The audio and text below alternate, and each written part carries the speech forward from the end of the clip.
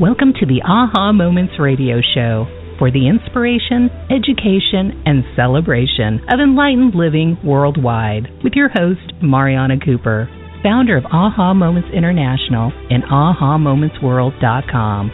Tune in for the next hour and learn to trust your aha moments to lead the way to live a passionate and purposeful life. And now here's your host, Mari.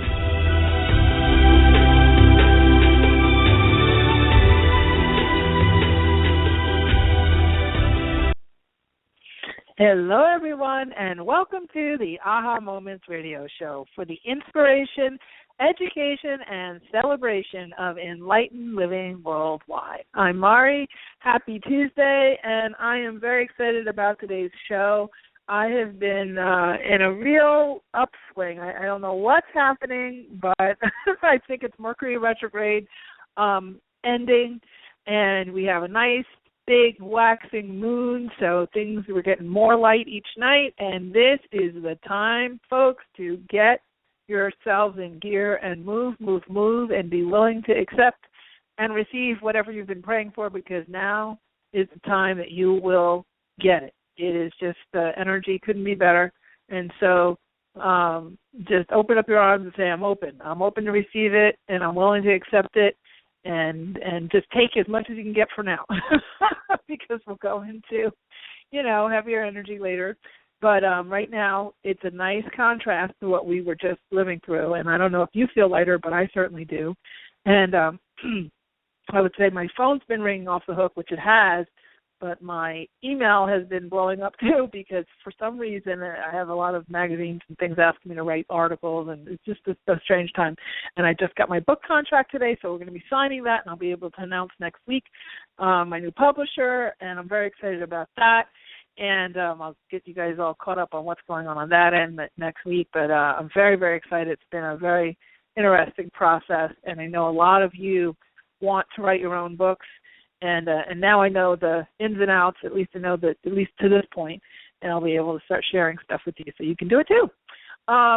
So today we are talking all about a different way to pray, because statistically one of the biggest complaints people have is that they feel their prayers go unanswered, and that their things that they are desiring are not manifesting fast enough.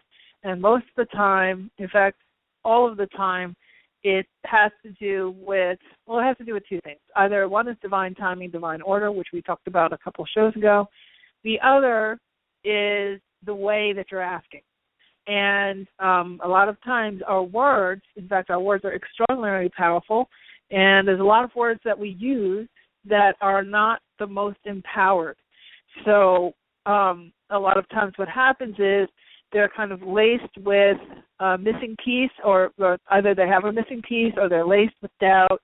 And we're going to go through some of the common words that sound like they're fine, but they really make it so that your stuff kind of goes by the wayside. So we're going to clean that all up, and I'm going to help you to get some tweaking done so your prayers can be answered more rapidly, and so that you can really start to ask for the things that you really want. Because a lot of times we're going for the end result, but there's some things that we really need to ask for first. So we're going to get into all that in a minute. So I'll also, of course, be taking a few calls tonight. The number to call in is 347-215-9485. It's 347-215-9485. Sam will answer and put you in the queue, and we'll get to those calls in a bit. I've been doing a lot of readings. I'm a little tired today, and for whatever reason, everybody seems to want to read it. We are booking for November, and because this book deal is going through, I am going to have extremely limited time to do readings and private work. So if you would like an appointment, we're going to put up the last one in our link, and if you'd like an appointment, you need to probably sign up for it sooner than later, because we'll probably do about 10 sessions in November, and that's going to be it for the rest of the year, just because I'm not going to have the time in my schedule, because they gave me some pretty tight deadlines to get this manuscript over to them. So I'll give you the link. Once we get to the break, I'll go look up the link. I can't remember what, okay, I think it is by the sea. It's ahamomentsworld.com/by the sea, SEA. So DYTHE SEA. Those are the angel readings by the sea, angel messages by the sea readings, and those readings come with 2 MP3s. One is a pre-reading MP3 that you listen to. It's a little meditation that you listen to before you get on the call with me, and it gets your energy moving and gets you connected to your guides, your loved ones, and all the powers that be that you want to speak to and get information from. And it really, these 2 MP3s have worked wonders with the folks who have been having readings as of late. And then after the reading's over, there's another guided meditation that I channeled that you can listen to after the reading's over, and then you'll continue to get downloads of information on the other side of that. Super, super powerful. And, you know, a lot of you want these quick answers on these shows and things, but I got to tell you that when you have a full session, there's so much more. And we open up, you know, we do our prayer and protection, and we do it the right way.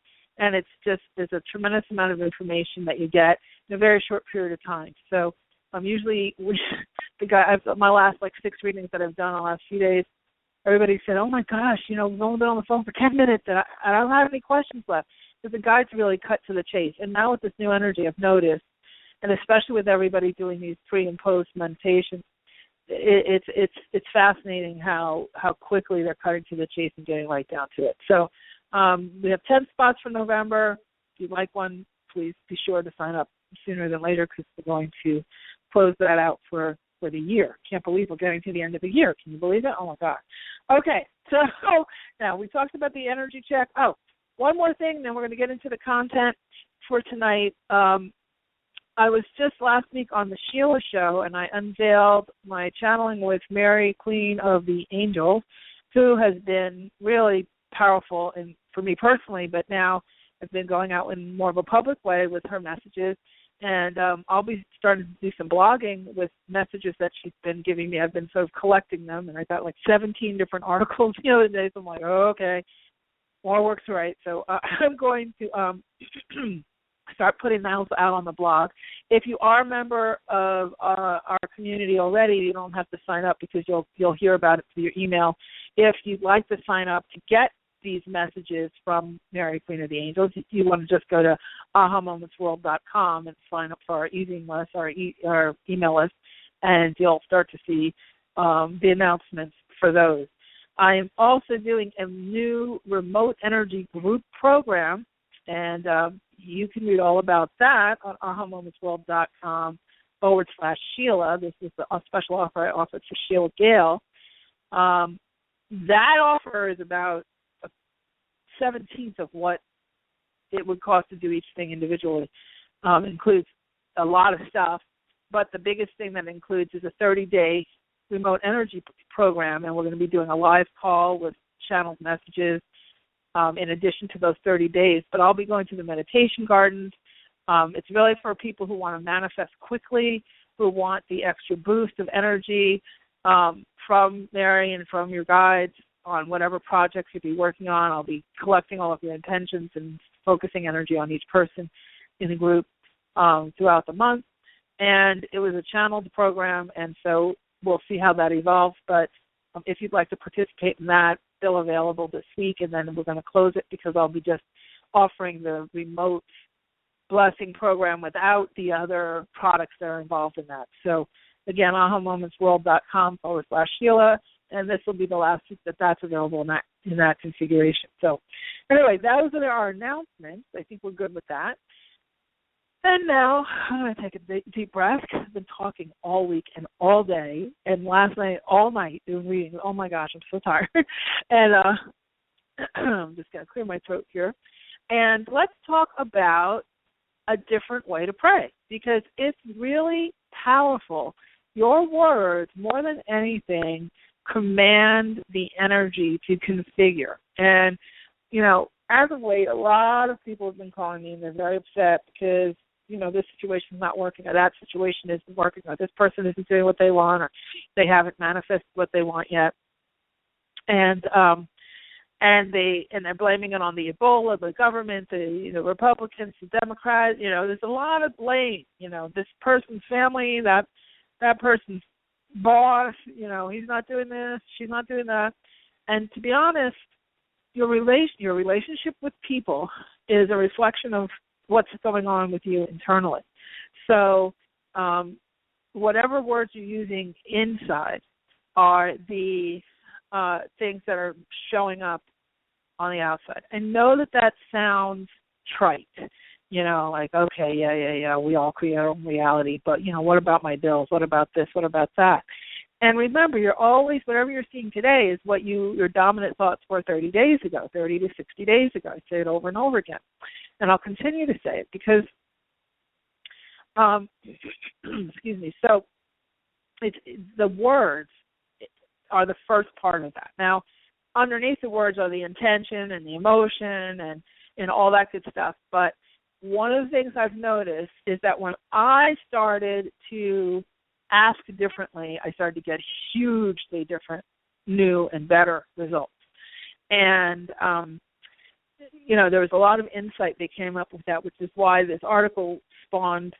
I wrote this down with the intention of writing an article, and then I heard, do it as a radio show. So we said, okay. So the first, I want to give you a couple of words that we need to shift in order to get a better result. And one of the things I like to do, and let me just, back up a little bit before I get into the words, when it comes to asking for whatever it is you desire, saying your prayer, whatever it is you want to, create, you want to see it as setting an intention, basically giving a command to the energy, because the energy really configures based on your command. And if you don't give a command, then your dominant thought is the command. It's perceived as the command. So if your dominant thought is, I hate my boss, he's awful, he's doing this, he's doing that, look at these, everybody's unhappy, nobody likes him, you're commanding the energy and your boss's energy to behave in a way that you don't like. So you are, and then what happens, the next step is, and this is very important to pay attention to, is you get I can't be happy until my boss changes. Or I can't be happy until my boyfriend changes. Or I can't be happy until my mother, sister, brother, lawyer, uncle, friend changes.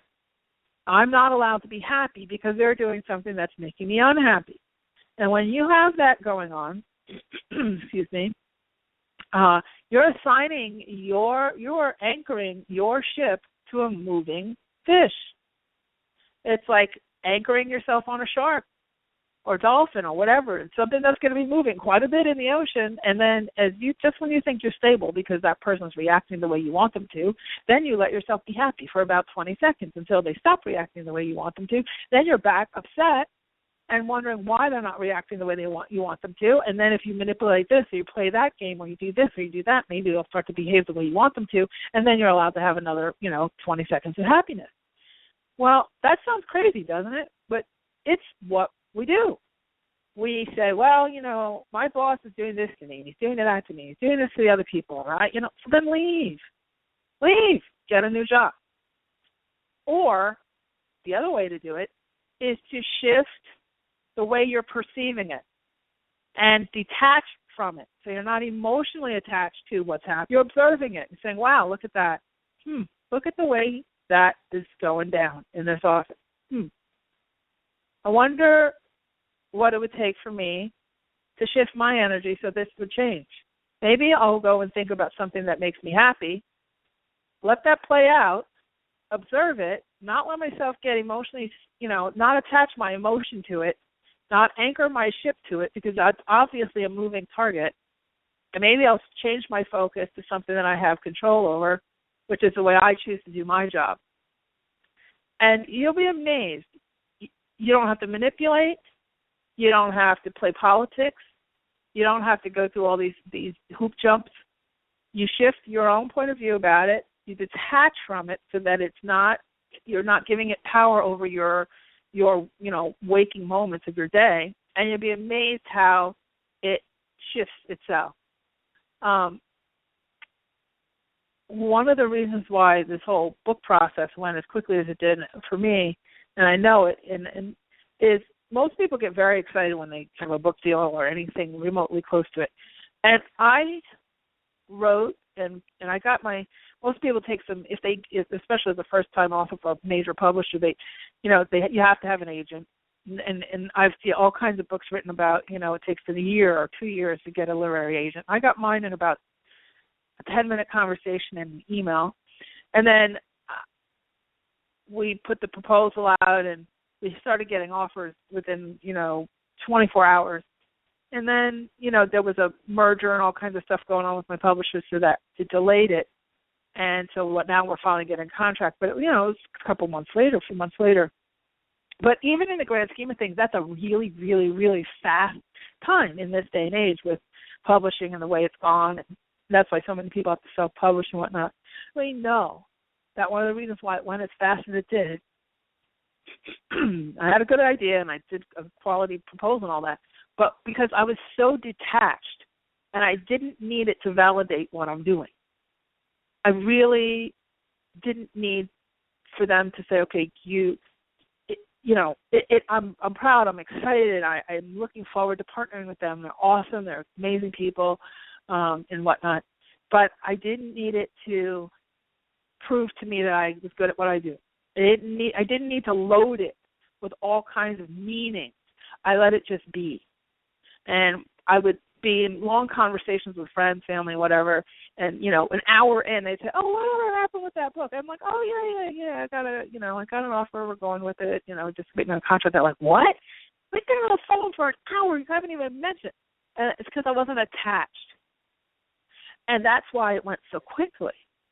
Even with the ups and downs of, their inner workings, I didn't get attached. I didn't start worrying, is it going to happen, not happen, call and psych, it's going to happen. I just allowed it to unfold as it needed to unfold. And it unfolded like the day after the retrograde was over, boom, I have the contract in my hand. So I'm giving you that example because detachment is really important. And when we attach our worthiness, our, validation of who we are and what we, do, that we're good or not good, our happiness, especially our lovableness, if there's such a word, onto the behavior of another person, we set ourselves up for a really, really rocky ride. And I don't care how good that person is for you. If you're attached, you're sunk. You're absolutely sunk. So when we talk about these words, I'm going to give you a few of them now for you to consider. When you say something like using the word wish, the word wish has a strong current of it may not happen attached to it. So even though it sounds like a sweet word, to commanding your manifesting into existence, into physical existence, taking something from energetic state into the physical, which everything starts off as the energy and then it configures into the solid matter that comes into your world. You want to remove the word wish. It's like, I wish I could have X, Y, Z. I wish I could pay my bills. I wish I could, get a new house. I wish I could, get a new love interest, all those types of things. That really is a very weak command. So what you want to change wish into is I intend, or I expect. And that even the way my voice said those words is a stronger, has more conviction. I intend to have a published book. I expect to have a published book. I desire, even desire. So changing wish from wish to desire. Look at the word wish, W-I-S-H. Now look at desire. If you put a hyphen in there, D and sire. So it's of the Father. It has that divine energy to it. It's of the Father. Sire means father. D in several languages is of the Father. So it's that desire, that word holds more energy. It's a much better word to put out into the universe. So if you want to switch from I wish and I hope, which is another one. Hope is it should be turned into no. I know that this is happening. This is in the process of taking place. This is in the process of configuring. I know this is in the process of configuring, as opposed to I wish, or as opposed to I hope that this is in the process of configuring. Okay, so you want to switch I hope to I know. You want to switch wish to desire. Okay? Now, you also might want to ask for things a little differently. So most of us want the end result. I want that man to call me. Mari, when is he going to call? Okay, if I'm silent for 3 months, will he call in 3 months? Okay, what date are you feeling, Mari? This kind of thing, all right? Do you really want him to call you, or do you want a relationship? If you want a relationship, then the call really doesn't matter. You need to ask for the right thing. And one of the things that people do is they start to ask for the inner workings of things. So they start to tinker with it and tamper with it. It's like instead of handing the menu, it's a very old, overused analogy of going to like the diner and sending in your order, and the order goes into the back with the chef, and then you wait quietly, expectantly for the food to come and be put down on your table from the waitress. You don't go in the back with the chef and say, okay, did you use the salt? Okay, did you use was it a pinch of salt, or was it more than enough salt? Did you use pepper? Okay, well, was it a pinch of pepper? Or how much? Did you put sugar in that? Oh my gosh, did you add MSG, or did you take all of that tinkering and tampering would kill the dish and really, really, really extend how long it's going to take for that food to be put on the table in front of you. So it's the same thing with your with the way that you're asking when you're praying and setting your intention. You might want to pray instead to get the guy to text you, or the woman to call you, or whatever. You may want to pray for something different, like a really healthy, wonderful, nourishing relationship, and preferably with that person or someone better, so you can give the universe some leeway. And sometimes I know that the or someone better is hard because you get very attached to one person doing what you want. But generally, when you're at that spot where you're getting really, really hysterical, really upset that it's not that one person, or it might not be that exact person, that means that more than likely your attached energy is what's killing the whole thing to begin with, and that's when you really need to take a big step back. And I've been doing these readings on this directory that I'm on, and they come in, impromptu. It's all different hours, and every single person is asking about relationships. Every single one. And a lot of them are very, very upset, about someone not behaving the way they want them to behave. And so it's hard to explain it, it's hard to say it because I know I've had situations like that too, and it's very painful. When you have that unrequited love situation, or that real kind of push me, pull you kind of thing going on. But when you start to feel that quaky, I can't breathe without this person, you are too attached, isn't showing up yet, you will start to see rumblings of a pullback from the other person, and rumblings of things slowing down, a slowdown. The way that you can speed that up is to ask for a few different things. One is clarity. Is this person for my highest and greatest good? Am I for this person's highest and greatest good? Am I the best person for this person that I love so much? If I'm the best person for this person, then can you please clear the way, clear out the obstacles so that we can have a full-fledged, nourishing relationship, as opposed to can you get them to text me? You want to go for the big result, the end result, the overall result, not the little tinkering in between. That will help a lot, and that's even with a job, that's with book deals, whatever it is.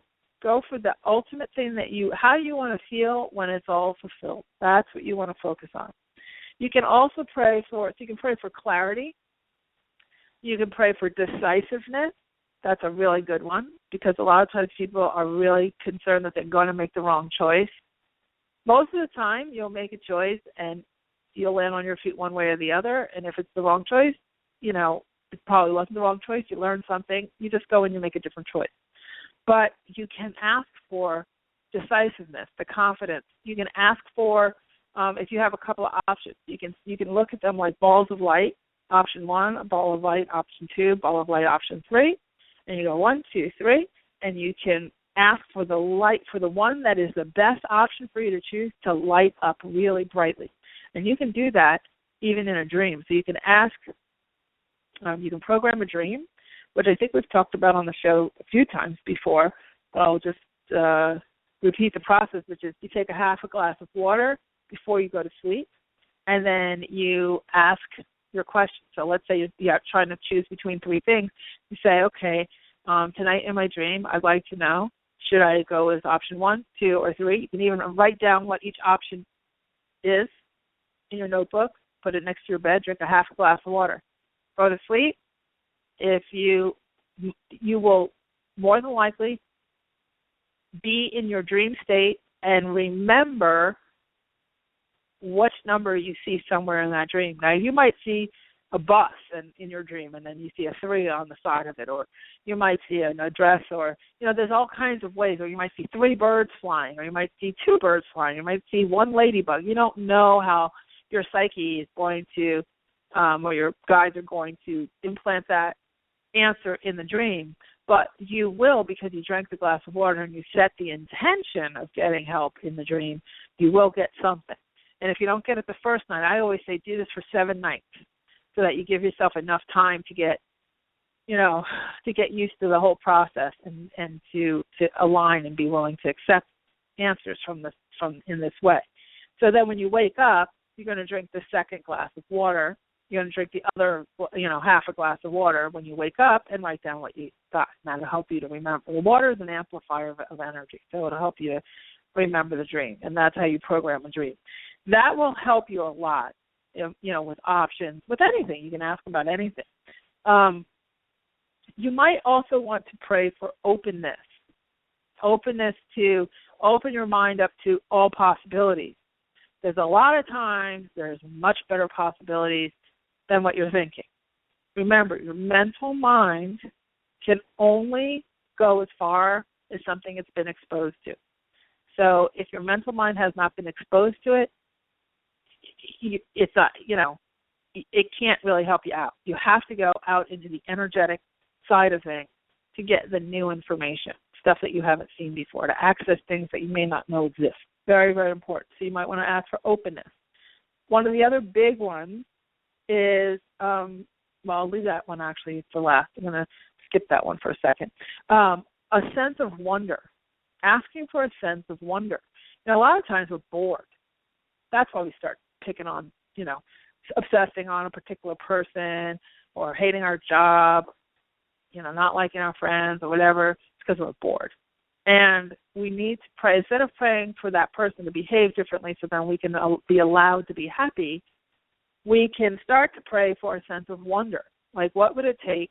Yesterday I woke up and I said, what would it take for me to manifest amazing money miracle? And then out of nowhere, my book deal came through. Now, it wasn't completely out of nowhere because I kind of knew it was on its way, but I didn't know it would come in yesterday for sure. I definitely didn't know that. There's been rumblings about it for the last month. So, but it was that, and then 3 magazines wrote to me, and it was just like boom, boom, boom, boom, boom. It's because I asked a different question, and I asked it very open-ended, like, what would it take for me to manifest miracles today? And you can put in whatever you want in the blank before miracles: money miracles, relationship miracles, romance miracles, weight loss miracles, whatever it is. You can put whatever it is: job miracles, career miracles, family miracles, parenting miracles, whatever kind of thing you want, you can place in there. What will it take for me to manifest a sense of wonder?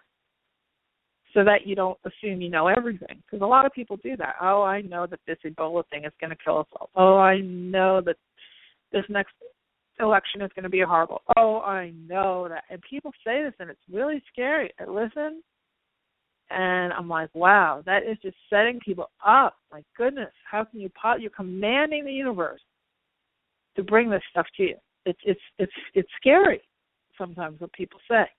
So as part of our community, what I'm hoping that you're inspired to do, check yourself and to say, okay, wait, one of my teachers calls it being impeccable. And being impeccable means that you watch yourself word by word, step by step, thought by thought, and you do what we call self-correct, where you correct yourself as you go.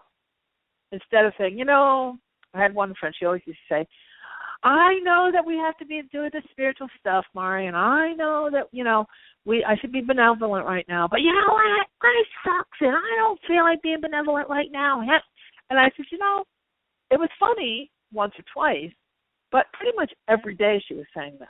And then bitching and moaning about why her life wasn't going the way she wanted. But every day she was saying, I'm not going to, I'm going to blow off the benevolent stuff, that's what she called it, and I'm going to stick to my guns about being miserable. And I wanted to know why she was so miserable. And, you can point your fingers in a lot of different directions. You got 10 of them, but we'll be pointing back at you. You pick any one of them to point somewhere else.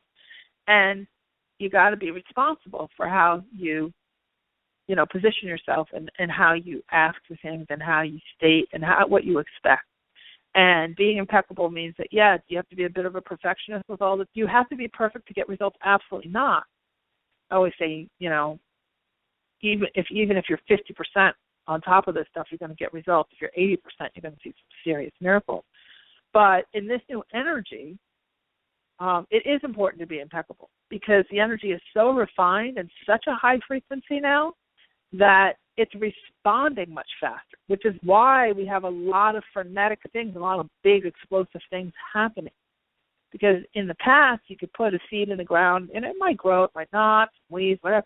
Now you're putting the seed in the ground in this new energy, and it's like Jack and the Beanstalk. It just sprouts right up, So you want to be really, really careful with what you're saying, how you're saying it, and know that it's being recorded and you're being held accountable. Every single word. Nothing is skipped. So if you're going back and forth, 1 minute positive, next minute negative, next minute positive, next minute negative, you're going to see highs and lows in your day. If you're saying, you're one of those people that says, oh my gosh, I got all this good stuff happening, and then I have this horrible thing happening, and then I can't seem to get it all to sync up, look at how you're looking at the world. Are you being sarcastic in one breath and then retracting it in the next, and then kind of not paying attention at all for a good chunk of the day, and then once a week saying, oh, yeah, let me go listen to that show tomorrow, and then I'll give that a try. Well, I'll try tomorrow, kind of like how we handle dieting. You're going to get, very slow, frenetic results. So I'm going to take a quick break, get something to drink here because my throat is a little dry. And once we come back, I'll give you a couple more words to consider, and then we'll get to some calls. If you have a question, you can call in at 347-215-9485. It's 347-215-9485. Sam will answer, get you in the queue, and we'll get to some of the questions. So you are listening to the Aha Moments radio show, so that's in slow motion. I'm Mari, and we'll be right back.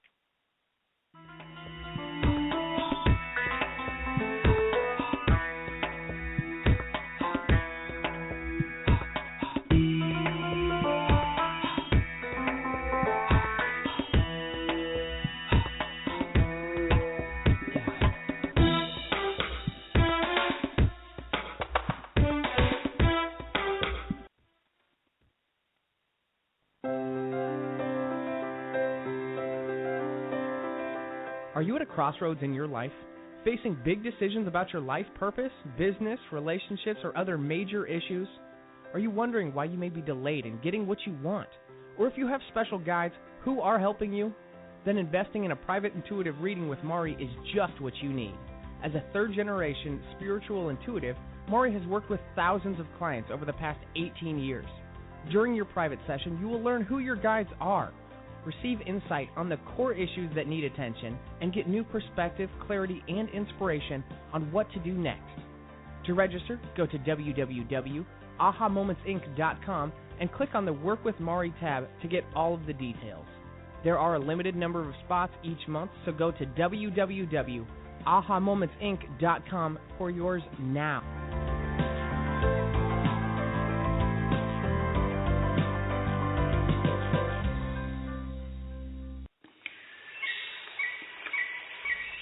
Step back in time to the very beginning, before life as we know it existed. Stones have been on this earth since before the inception of man. They are keepers of ancient wisdom and messages. Tap into the profound wisdom of stones and let your journey begin at the Rock Girl Sacred Stone School. Let the Rock Girl take you back to those ancient days to learn firsthand the language and the secrets of stones. The Rock Girl will teach you how to develop your very own technique of communicating with them, allowing you to embark on your own path of self-discovery. Courses include Reiki, psychic development, chakra balancing and auric cleansing, hands-on healing, and more. Visit sacredstoneschool.com for classes and workshops taught exclusively by the Rock Girl of therockgirl.com.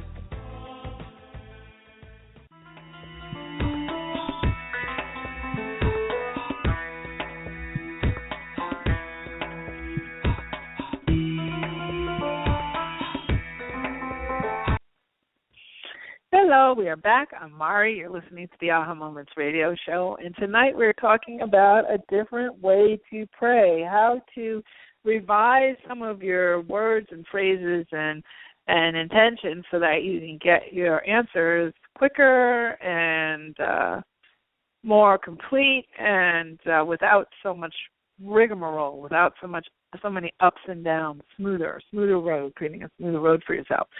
So I wanted to go over a couple more, and then we're going to get into some calls. If you'd like to call in, 347-215-9485. Okay, so we talked about having a sense of wonder, and one of the other things that you can pray for, which really works extremely well, is new opportunities. So instead of trying to force an opportunity that you have your head wrapped around as being the only one, you might want to just try to give yourself a moment to detach from that and ask for new opportunities.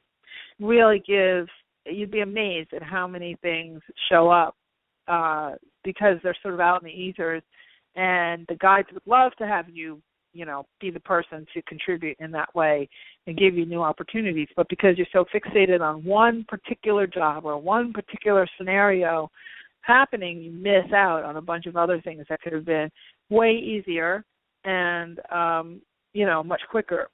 So new opportunities, asking for that.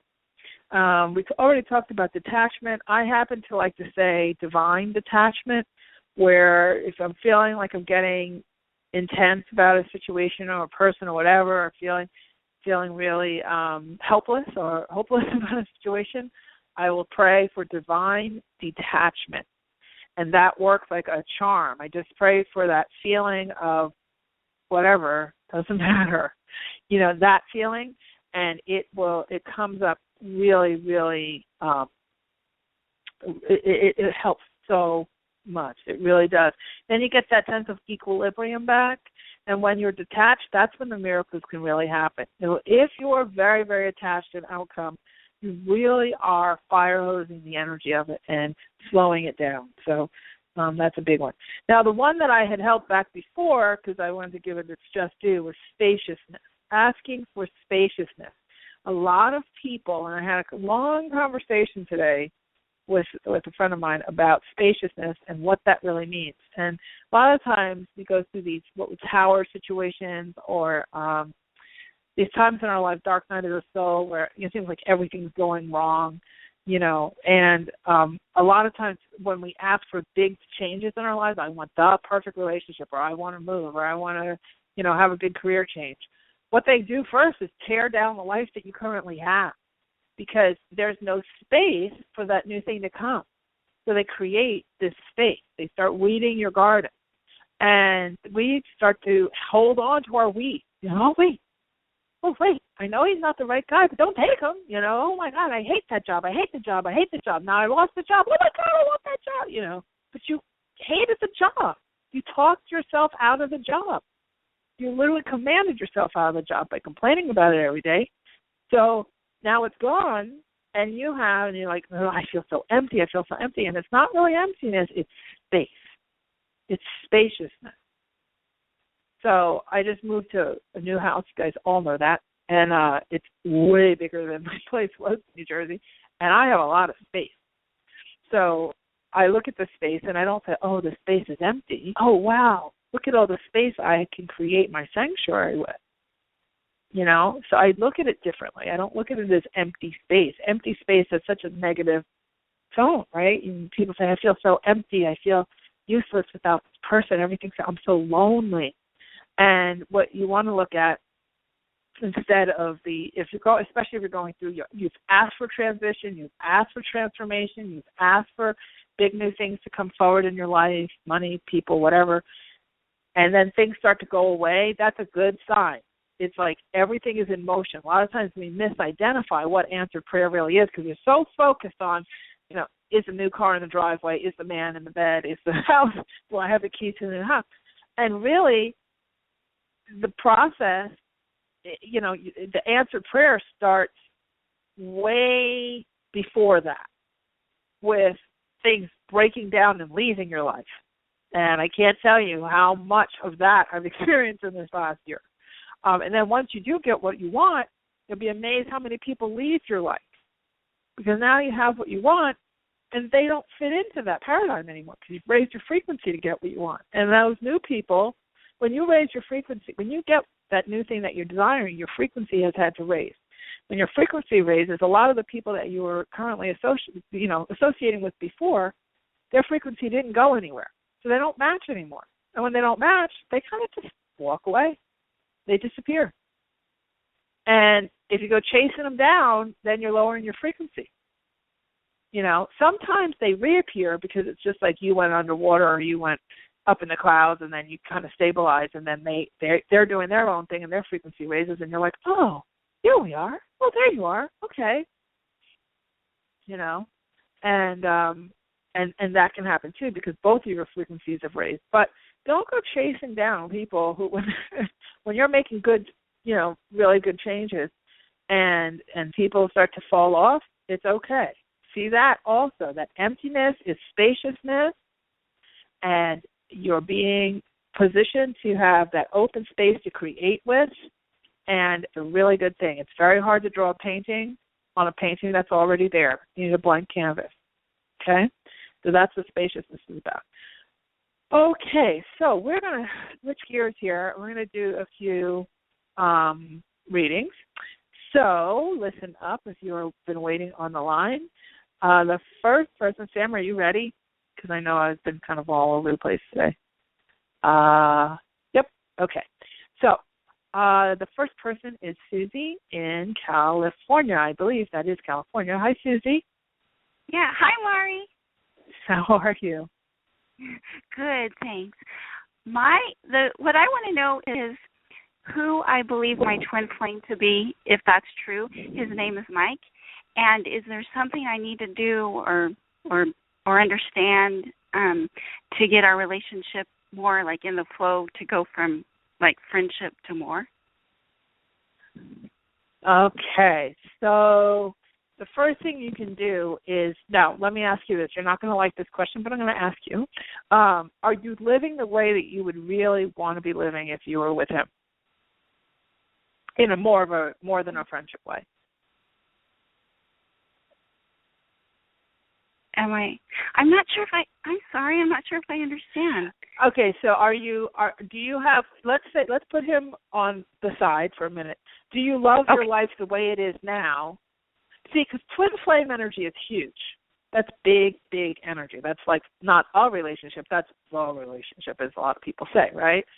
So when you're trying to draw that in, it's really important that all the other aspects of your life are really in a good place because that's the kind of level of frequency. And if you're at that twin flame frequency to attract that person in the full out romantic way, that means that a lot of your other ducks are in a row because your frequency is really has to be high. You know what I'm saying? So you can't generally when you have that whole twin flame thing going on, you know, if you have like major drama around money, health, finance, you know, career, all those things, it's hard to sustain a twin flame or bring in the full twin flame relationship because there's so many other things that need to be in place frequency-wise in your regular life. So that's why I was asking, how are things going in the rest of your life? Because that would be an indicator. Yeah. Well, I think that it's kind of like everything's like almost there, but not quite. Right. Yeah, just like him. You see that? Area. So he's reflecting the almost there, but just not quite, right? So he's almost, you feel the energy, and he feels the energy. It's interesting because people think that the friendship part is the bad part because of that stupid movie, He's Not That Into You. But that's actually not the case. When you have with the twin flame, a lot of times they come in as really, really close friends, and then there's that kind of blossoming. So it does feel like you're going to have that blossoming, but the way that you do that has nothing to do with him. It has to do with going to those things that are almost there but not quite there yet and getting them all the way there, and then he will turn towards you.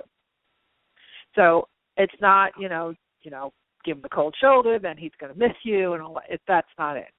What you're at now, because you're very highly evolved, what you're at now is more of that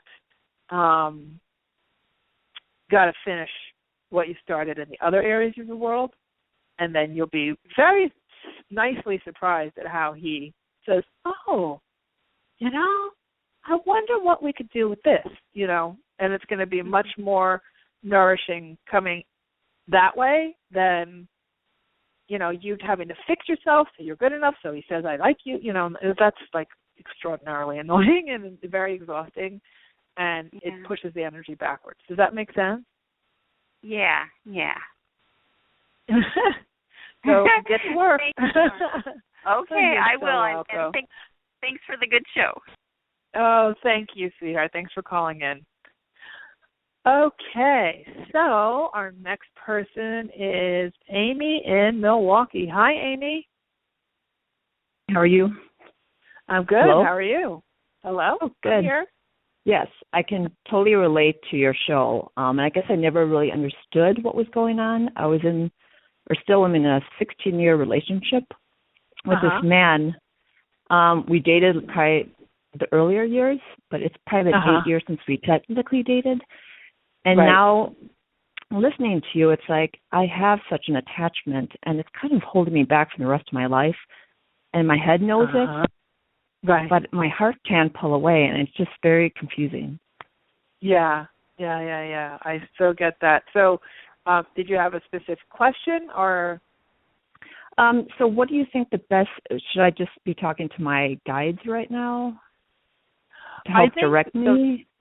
The best prayer you can ask is divine detachment first, because when you detach from that emotional charge, which is not love, okay? I know, yeah.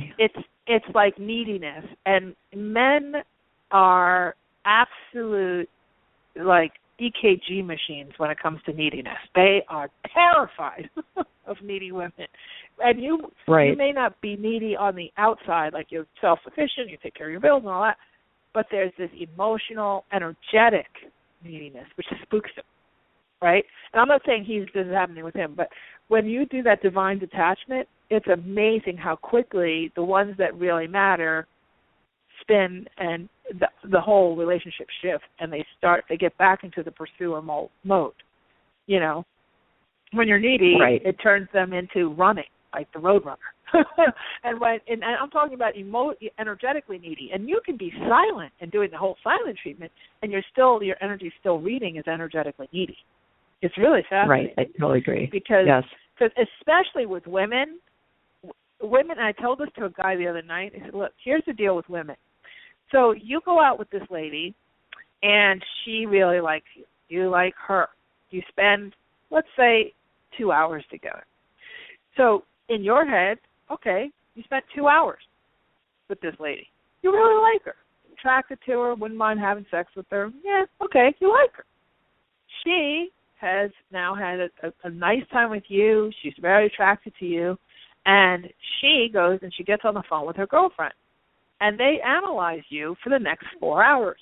So now she's all in for 6 hours. You're still back at 2 because she's gone. You're going to get a haircut. Right. You're going to go mow the lawn. You're going to clean, you're going to go to the game with the guys. She's on the phone with friend number 1. Now she's 6 hours invested. You go get a haircut. She gets on call with with person number 2. She's on the phone with them for an hour. So now she's 7 hours. You're still at 2. And so it goes, right? So until a guy, actually has sex with that girl and is really into that girl, in that way, he's not really even bringing her up to the guys. Until he's not that. So that's where our investment level kind of starts to go askew. Is that generally women are about 150 hours or more ahead of a guy because when we tell the story, we relive it, and then we get another woman's opinion. And, oh my God, he looked at you how? Oh, so what did you wear? Oh, and then what did he do? Oh, he touched her. She rubbed her hand. Oh, and you're like, I just rubbed her hand because I was trying to get to the bill, and I just accidentally brushed her hand, but this has become an event for her. Now it's an event for the girlfriend number 1, number 2, and number 3. So that creates that line of attachment because we analyze and we brood, okay? So when you're asking for that divine detachment, what you're really doing is you're taking the charge off of the obsessive kind of behavior, and you're putting the energy back where it belongs, which is all about you.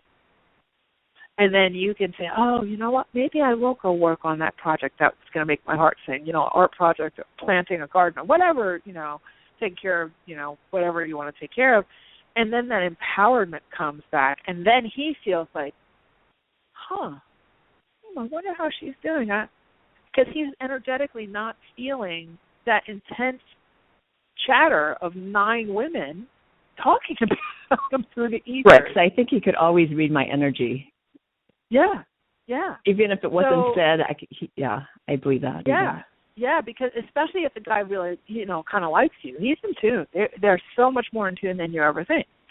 So what I would say is that prayer of divine detachment for you would be really helpful, and it's also very emancipating, and you take back your goddess energy.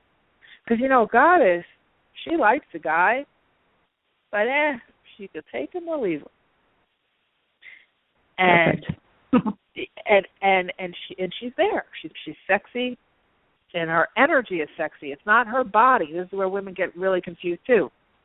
They come in with, the short skirt and the low top and the flesh everywhere and hair and Kardashian eyelashes and all this and whatever. But their energy is so needy that you can't even see all the skin. Because it just looks like a Venus flytrap waiting to eat his head. And I just mean that, like waiting to bite him off to kill him. Right. So you don't want to you don't want to have that. So the divine detachment really gives you access to the goddess energy, and no man can resist a goddess. Perfect. And I think that will help you. Hopefully, did that help? It does, because it's been 16 years, and I just need some relief. Yeah. Once you do that, you'll be amazed also, Amy, that other guys will all of a sudden notice you too. Because they're always right, and I think it'll affect the rest of my life also, because I think I'm coming from a place of lack. Mhm. Mhm.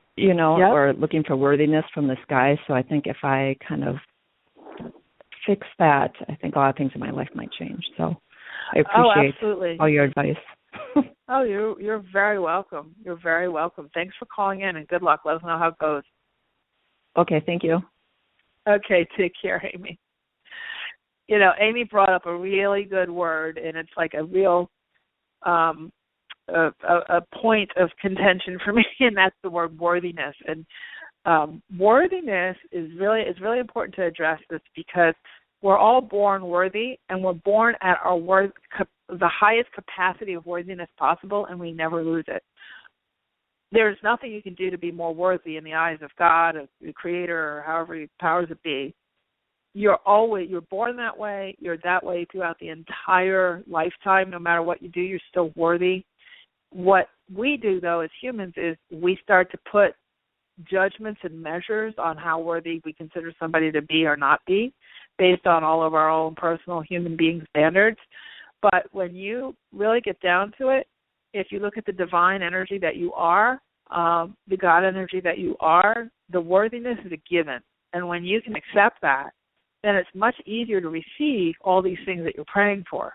Super, super important words. You're worthy just by showing up. You had it, and go. Okay, you were born, and that's it. It's not going away. You're going to die, you're still going to be worthy.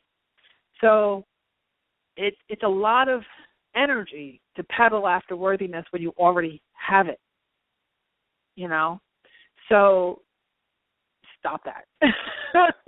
Just stop it and get on to the next thing. Whatever you're really desiring, you're worthy of it. And, I know, especially in the U.S., we're very, very much, I hear it from new friends that I've met and old friends too.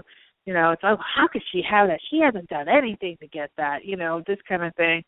And you know what? It's really not so much about worthiness. I always say, success a lot of times doesn't come from talent or, worthiness, not worthiness. True success comes from audacity, the willingness to believe that you deserve it.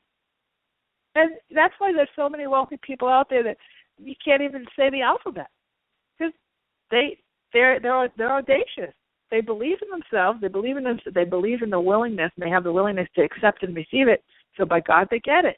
And then I see super what we would all consider to be genius talents who are so wounded and don't feel an ounce of worthiness. They're in the illusion that they're not worthy until they, outpace Beethoven or something, and they never are willing to receive the accolades or the praise from anybody. They're never willing to receive the gifts. And then guess what? You don't get the money either, because money is energy, and the worthiness will push that back. Unworthiness will push that back too. So I hope that's helped, and we're going to go ahead and be done for tonight. Next